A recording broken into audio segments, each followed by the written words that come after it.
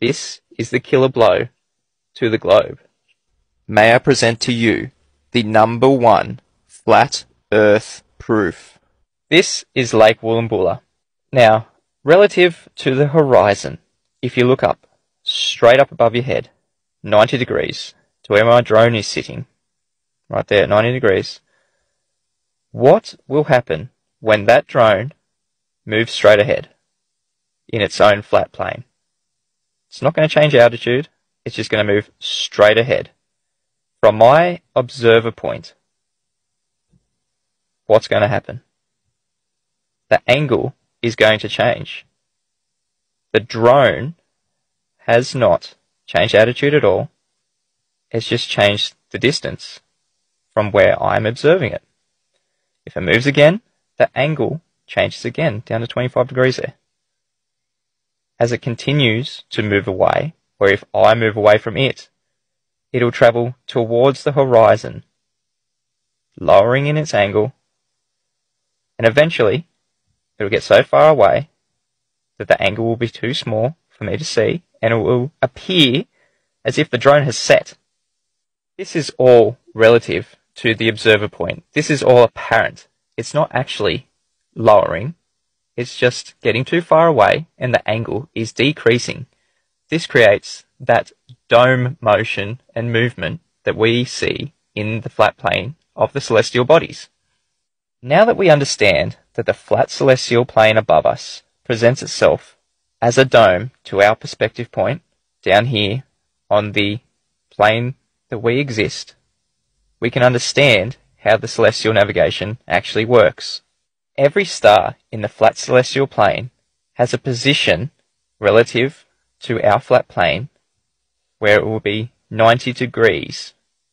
This is called the geographical position, or the GP, of that star relative to our flat plane here on Earth. When the observer is at the GP of the star, it appears 90 degrees above their head. Celestial navigation works by using a sextant to measure the angle of that known star and using its relative GP, geographical position, to know where you are. And I'll continue to point out that measuring angles to celestial bodies only works if we are on a flat plane.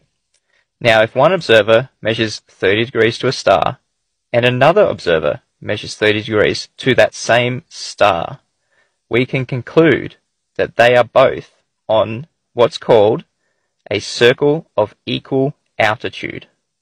And this is another killer blow to the globe right here. Everything on that circle of equal altitude is exactly that, equal altitude.